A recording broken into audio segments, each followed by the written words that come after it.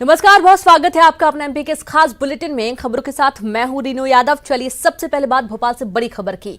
महिला एवं बाल विकास मंत्री इमरती देवी का बयान आया है। कुपोषण को खत्म करने को लेकर अंडा बांटने के सवाल पर कहा, हम कुपोषण को खत्म करना चाहते हैं। जिसे अंडा नहीं खाना है उसे जबरदस्ती अंडा नहीं दे रहे हैं। अंडे को लेकर सियासत है। देखिए, ये सियासत पहले भी हो चुकी है, जब कुपोषण दूर करने को लेकर अंडे की बात जब सामने आई थी और ये मामला गरमा गया था। एक बार फिर से ऐसी ही कुछ सियासत देखने को मिल रही है, जहां पर अंडा जिसे नहीं खाना है उसे जबरदस्ती अंडा नहीं दे रहे हैं। ऐसा कहना है महिला एवं बाल विकास मंत्री इमरती देवी का। संडे हो या मंडे, रोज खाओ अंडे। गर्भवती महिला को भी अंडे दो, छोटे बच्चों को भी अंडे दो। तो इस वजह से हम भी बात करते हैं कि अगर हमारे कुपोषित जो बच्चे हैं मध्य प्रदेश में, अगर उनको अंडे मिलेंगे शायद हम उनसे कुपोषण दूर हो जाए। कल किसी ने डाला जैन समाज, ये समाज में नहीं होता कुपोषण। इन समाजों में माँ घर रहती हैं, बच्चे को सुरक्षित रखती हैं, बच्चे को टाइम टेबल से दूध पिलाती हैं। तो ये किसने कहा कि जैन समाज या ब्राह्मण समाज या ठाकुर समाज के बच्चों को देना? मैंने ये कहा था कि बच्चे, आदिवासियों के बच्चे, एससी के बच्चे, इनमें ज्यादा कुपोषण होता है। तो जिस क्षेत्र में कुपोषण की महामारी ज्यादा है उस क्षेत्र में अगर अंडे देंगे तो ये बड़े बड़े लोगों को का। और ज्यादा जानकारी के साथ संवाददाता शरद लाइव जुड़ गए। शरद, मंत्री इमरती देवी कह रही हैं कि संडे हो या मंडे रोज खाओ अंडे। ऐड भी खूब चला था एक वक्त पर, और वो कैटेगरी वाइज बता भी रही हैं कि किस समाज में बच्चों का ज्यादा ध्यान रखा जाता है, किस समाज के बच्चों को ज्यादा जरूरत है। फोकस है कुपोषण को दूर करने को लेकर।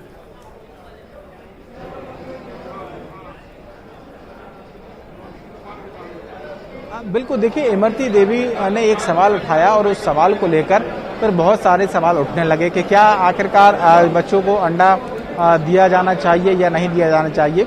उस पर एक बहुत लंबी बहस हो चुकी है, लेकिन आज फिर एक बार इमरती देवी से ये सवाल किया गया था। बीजेपी प्रदेश मुख्यालय में वो आई हुई है, जहां पर बैठक चल रही है, और उस बैठक में वो अपने पुराने स्टैंड पर कायम है। और उन्होंने कहा है कि ऐसे कैंपेन चलते थे, जब हम देखते थे कुछ वक्त पहले तक विज्ञापन आता था टीवी पर, डॉक्टर सलाह देते थे कि संडे हो या मंडे रोज खाओ अंडे। तो उन्होंने ये कहा है कि जो बच्चे अंडा खाना चाहते हैं उनके लिए अंडा दिया जाएगा, और जो नहीं खाना चाहते हैं उनको फल या दूसरी चीज दी जाएगी। तो वो अपने एक स्टैंड पर कायम है। हालांकि इसको जिस तरीके से एक धार्मिक भावनाओं से जोड़ते हुए एक नया रंग देने की कोशिश की गई थी, वो बहस अपनी तरफ चल रही है, लेकिन उसका जवाब उन्होंने उस शब्द में दिया है कि ये अनिवार्य नहीं किया जाएगा कि किसी भी बच्चे को, जो शाकाहारी परिवार का बच्चा है या अंडा नहीं खाता है, तो उसको दिया जाएगा। ऐसा नहीं है, जो खाना चाहते हैं वो इसको खाएं और जो नहीं खाना चाहते उनके लिए दूसरे विकल्प हैं। तो मुझे ऐसा लगता है कि इस बात में कोई खराबी नहीं है। धार्मिक भावनाओं के नजरिए से ये हो सकता है कि क्या अंडा उन्हीं के साथ में दिया जाएगा, बच्चे जहां बैठेंगे, दूसरे जहां शाकाहारी बच्चे बैठेंगे दिया जाएगा। तो ये बहुत सारे ऐसे सवाल हैं जिस पर नीतिगत तौर पर सरकार को कोई फैसला लेना अभी बाकी है।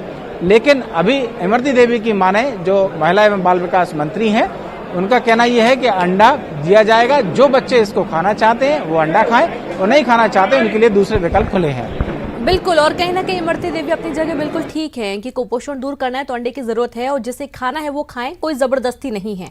आप लगातार बने रहे शरद, क्योंकि एक और खबर का हम रुख करेंगे।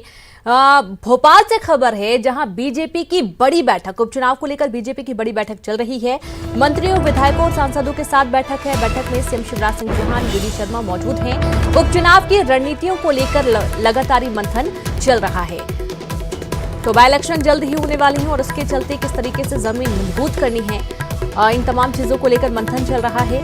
और संवाददाता शरद लगातार बने हुए हैं। शरद, मंथनों का दौर तो शुरू हो ही चुका है। आज की जो बैठक चल रही, मुख्य रूप से किन सेक्टर्स को लेकर, किस चीज को लेकर ये बैठक है?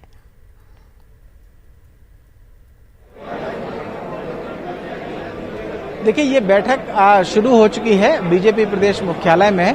मुख्यमंत्री शिवराज सिंह चौहान, प्रदेश अध्यक्ष वीडी शर्मा और संगठन महामंत्री सुहास भगत इस बैठक में मौजूद हैं, और वो ही ये बैठक ले रहे हैं। इसमें दरअसल जो विधायक हैं, सांसद हैं और मंत्री हैं, उनको बुलाया गया है, और बैठक में जो उपचुनाव है उसकी रणनीति को लेकर मंथन किया जा रहा है। ये माना जा रहा है कि चुनाव की तारीखें अब जबकि जल्द ही ऐलान होने वाली हैं, तो उससे पहले कि ये एक बीजेपी का उपचुनाव की रणनीति का जो ब्लूप्रिंट तैयार किया जाना है, उसको लेकर ये बैठक हो रही है। संभव है कि जो सीटें हैं उनको लेकर मंत्रियों की, सांसद की और विधायकों की जिम्मेदारियां भी तय कर दी जाएं। 27 सीटों पर उपचुनाव होना है और उन्हें कहा जाएगा कि आप इस सीट की जिम्मेदारी संभालिए और आप इस सीट की जिम्मेदारी संभालिए।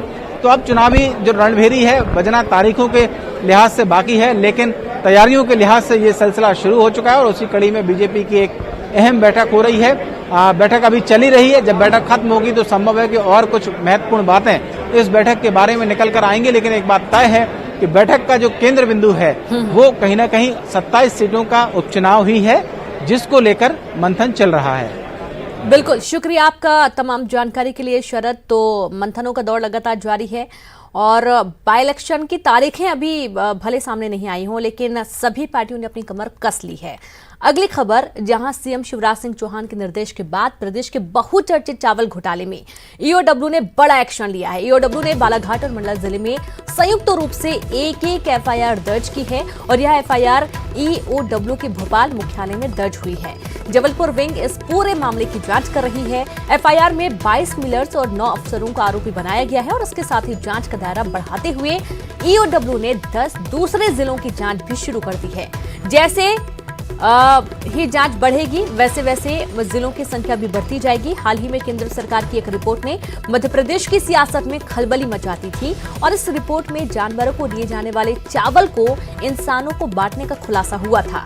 सरकार ने इस रिपोर्ट के आधार पर एक्शन लिया और ईओडब्ल्यू को पूरे मामले की जांच सौंपी थी। वहीं इस पूरे मामले में पहली बार खाद्य एवं नागरिक आपूर्ति मंत्री प्रद्युम्न सिंह तोमर का बयान आया है। उन्होंने न्यूज 18 से कहा कि चाहे जितने भी पहुंच वाले क्यों ना हो, कितने भी रसूखदार क्यों ना हो, अगर उनका नाम आता है इसमें तो उन पर कार्रवाई होकर रहेगी।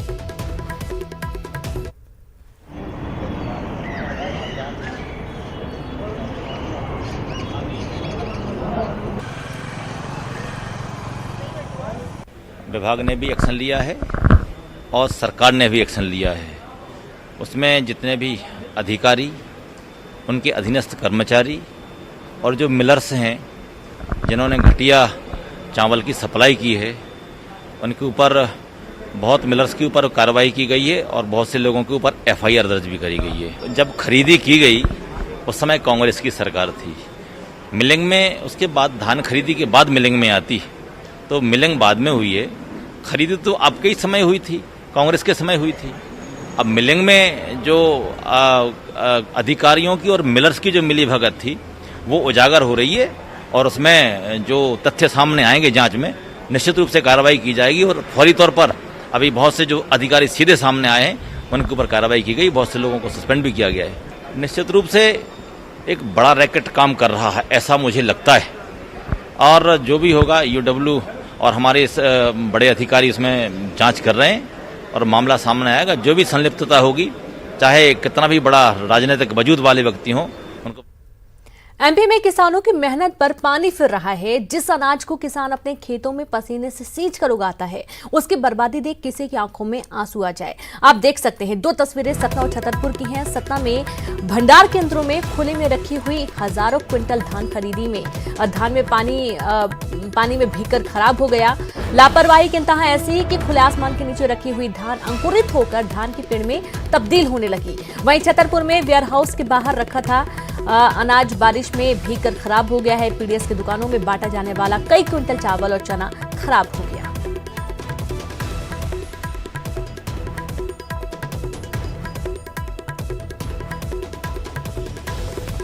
तो आपको एक बात, जैसा कि हर बारी तस्वीरें हम दिखाते हैं, हर बारी बताते हैं कि जितना अनाज बर्बाद होता है वो कम से कम गरीबों को 1 साल के लिए खाने के बराबर होता है और वो अनाज बर्बाद हो जाता है। इतना खराब हुआ है कि अब उसे जानवर भी नहीं खा रहे हैं। चाहे वो सतना की अनाज मंडी हो, चाहे वो छतरपुर की बात हो, हर बार क्विंटलों धान बर्बाद होता है, हर बार अनाज बर्बाद होता है और हर बार मंडी प्रबंधन ये कहता है कि अगली बार हम पूरी व्यवस्था करेंगे, लेकिन वो व्यवस्था कभी नहीं हो पाई है।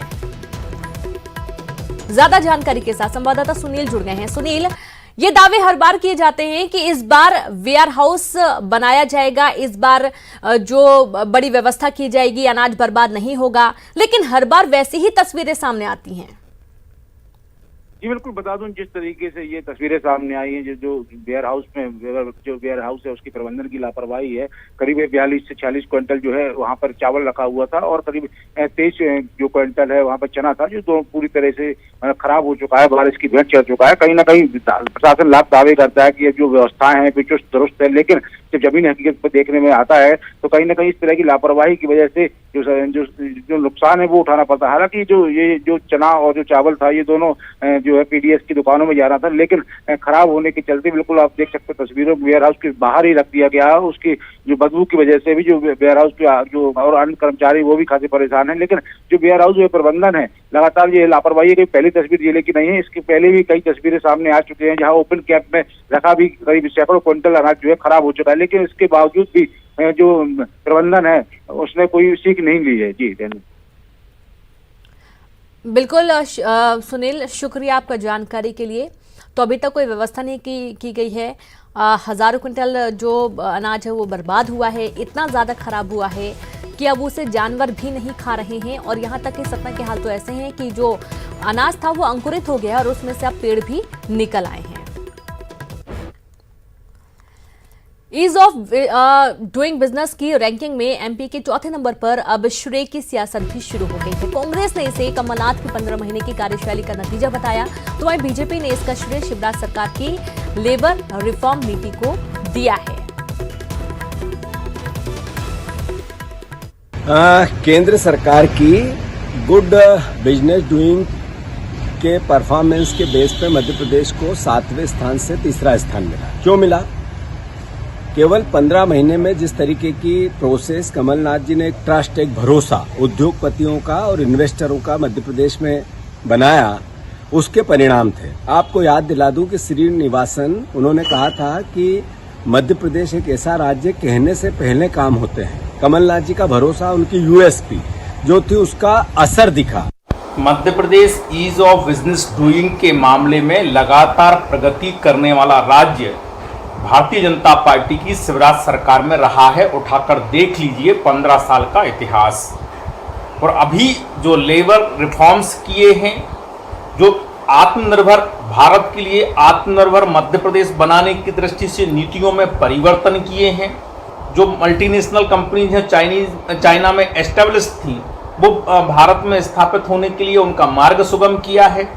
इसके कारण Madhya Pradesh business of doing में अपनी रैंक सुधारकर आगे बढ़ा है। तो ईज ऑफ डूइंग बिजनेस में मध्य प्रदेश ने 3 पायदान ऊपर छलांग लगाने पर श्रेय लेने की होड़ पूर्व मंत्री जीतू पटवारी का बयान, जहां कमलनाथ सरकार के 15 महीने की कार्यशैली का नतीजा है।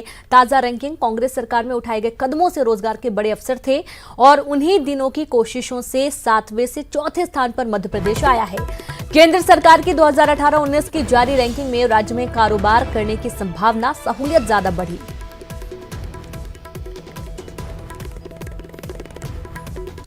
और गुना से खबर, गुना में बेखौफ हुए बदमाश, क्योंकि अवैध हथियार से खुलेआम फायरिंग की जा रही है। देसी कट्टे से हवाई फायरिंग का ये वीडियो सामने आया है। कैंट थाना क्षेत्र के निजी होटल में ये फायरिंग की गई थी। आदतन अपराधी है ये युवक और अवैध हथियारों से इलाके में दहशतगर्दी फैला रही बदमाश। अपराधियों पर लगाम लगाने में पुलिस नाकाम है। कैंट थाना क्षेत्र का ये पूरा मामला सामने आया है। देखिए किस तरीके से एक युवक है, हालांकि ये आदतन आरोपी बताया जा रहा है, जो कि देसी कट्टे से हवाई फायरिंग कर रहा है और उसका हाथ इतना सधा भी नहीं। जैसे उसने फायर किया उसका हाथ पूरा हिल गया। और यहाँ पर यदि और भी कुछ लोग होते तो हो सकता था कि कोई बड़ी घटना भी घट सकती थी। ये वीडियो वायरल हुआ है और आसपास जो लोग हैं वो से और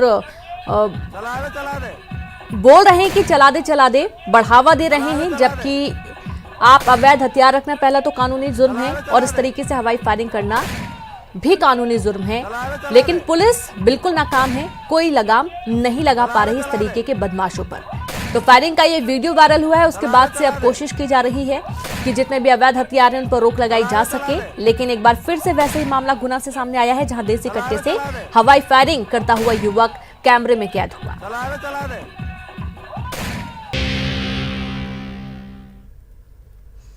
ब्रेक के बाद एक बार फिर से आप सभी का स्वागत है। रुक करते हैं खबरों का, जहां सांवेर में उपचुनाव से पहले हर हर नर्मदे घर घर नर्मदे का नारा बुलंद होने लगा है। कांग्रेस के हर हर गंगे घर घर गंगे अभियान के जवाब में बीजेपी अब हर हर नर्मदे घर घर नर्मदे अभियान शुरू कर चुकी है। सांवेर विधानसभा क्षेत्र के उज्जैनी में नर्मदा शिप्रा संगम स्थल से इस अभियान की शुरुआत जल संसाधन मंत्री तुलसी सिलावट ने की, जिसमें नर्मदा के जल कलश को लेकर महिलाएं सांवेर विधानसभा क्षेत्र के सभी 314 बूथों पर जाएंगी और लोगों को बताएंगी कि बीजेपी की सरकार ने हर घर में नर्मदा का पानी पहुंचाने का काम किया है। कांग्रेस इसे ढकोसला बता रही है और उसका कहना है कि झूठ बोलने वालों को नर्मदा का आशीर्वाद नहीं मिलता है। 2400 करोड़ इस महत्वाकांक्षी सिंचाई परियोजना की शुरुआत सीएम शिवराज सिंह चौहान और पूर्व केंद्रीय मंत्री ज्योतिरादित्य सिंधिया करने वाले हैं। वे 10 सितंबर के बाद सांवेर पहुंचेंगे और एक बड़े कार्यक्रम के जरिए इस योजना का शुभारंभ करेंगे। साथ ही इस कलश यात्रा का समापन भी होगा।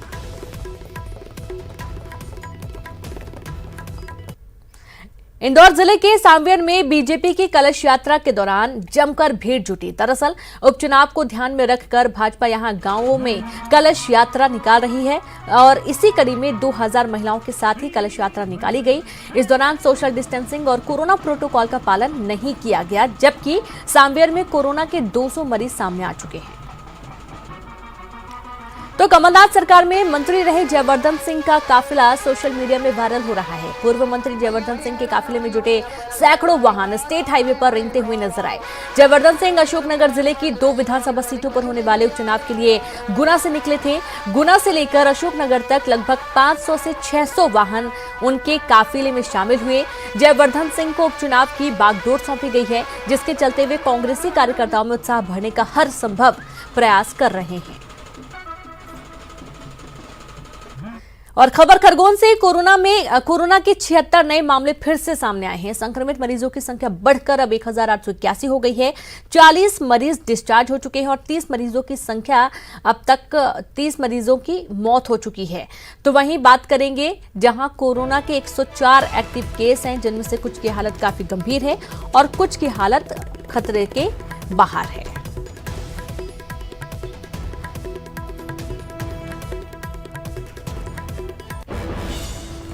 और झाबुआ से खबर है। झाबुआ में कालाबाजारी को लेकर कांग्रेस के पूर्व जिला अध्यक्ष और अनाज परिवहन के कारोबार से जुड़े सुरेश चंद जैन उर्फ पप्पू सेठ को पेटलावद पुलिस ने गिरफ्तार किया है। पेटलावद वेयर हाउस के प्रबंधक मुकेश परमार को भी गिरफ्तार किया गया। वहीं वेयर हाउस केंद्र प्रभारी किशोर मेहता फरार हैं। दरअसल गड़बड़ी की शिकायत के बाद वेयर हाउस के निरीक्षण के दौरान कई तरह की खामियां मिली थी, जिसमें चावल और गेहूं की बोरियों में बड़ा अंतर मिला था। बता दें कि सुरेश चंद जैन झाबुआ विधायक और पूर्व केंद्रीय मंत्री कांतिलाल भूरिया के करीबी माने जाते हैं। भोपाल से खबर, प्राइवेट स्कूलों की तर्ज पर सरकारी स्कूलों में होगी एलकेजी यूकेजी। अब सरकारी स्कूलों में एलकेजी और यूकेजी की शुरुआत की जा रही है। निजी स्कूलों की तरह सरकारी स्कूलों में बेसिक शिक्षा से शुरुआत की जाएगी। अगले शिक्षा सत्र से सरकारी स्कूलों में शुरुआत होगी। सरकारी स्कूलों में स्टूडेंट्स अब सीधे पहली कक्षा की जगह पढ़ेंगे एलकेजी यूकेजी। शिक्षा के स्तर में सुधार करने के लिए स्कूल शिक्षा विभाग ने बड़ी तैयारी की है, जहां आंगनबाड़ियों में ही एलकेजी यूकेजी की क्लास लगाने की तैयारी है। अलग से शिक्षक पहुंचेंगे आंगनबाड़ियों में और बच्चों को एलकेजी यूकेजी क्लास में अब शिक्षा दी जाएगी। अब निजी स्कूलों की तर्ज पर सरकारी स्कूलों में एलकेजी और यूकेजी की योजना जो है शुरू होने जा रही है। इससे शिक्षा की जो नींव है वो मजबूत करने की तैयारी स्कूल शिक्षा विभाग की। इस वक्त हमारे साथ स्कूल शिक्षा मंत्री इंदर सिंह परमार है। उन्हें जाने की सर, आपने कहा है कि एलकेजी और यूकेजी सरकारी स्कूल में आप शुरू करने वाले, तो इसको लेकर क्या तैयारियां और किस तरह से ये योजना शुरू होगी? नई राष्ट्रीय शिक्षा नीति है 5+3+3+4, ये हमारा सूत्र है।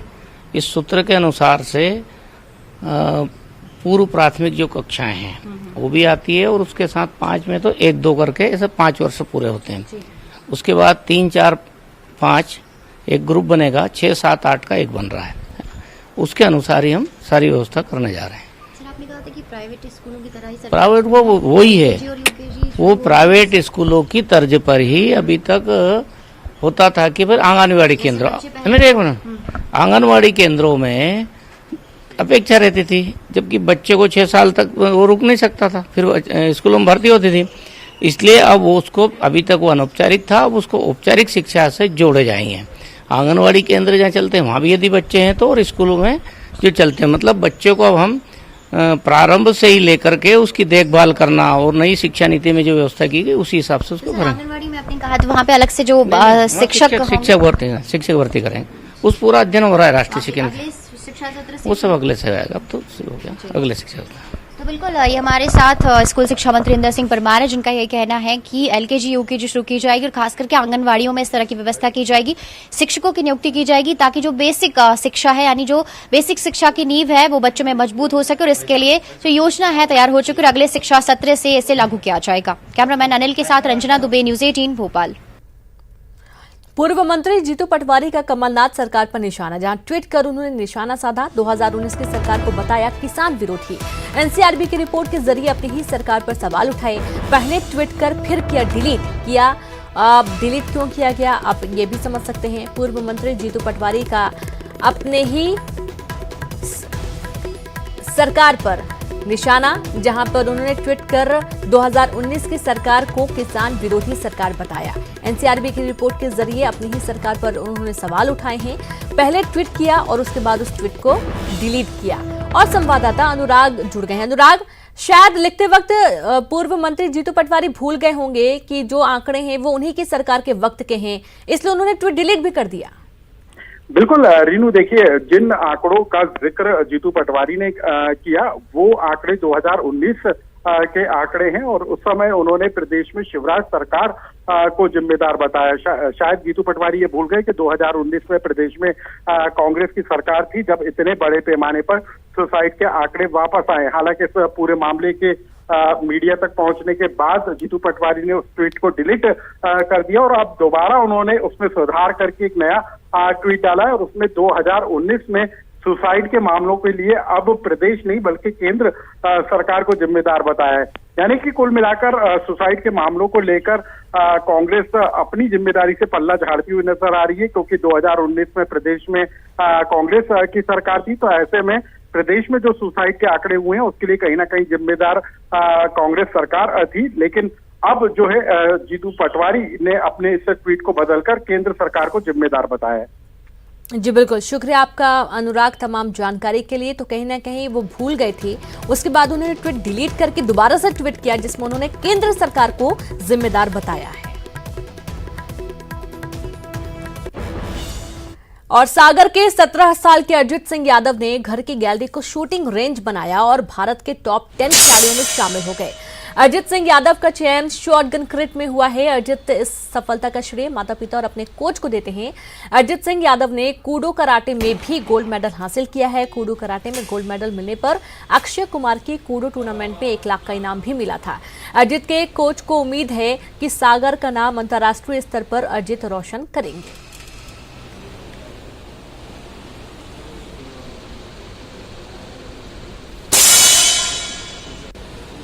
महारेजिमेंट स्कूल में कैंप हुआ, वहाँ मैंने फिर शूटिंग वहाँ मतलब प्रॉपरली प्रोफेशनली शूटिंग करी।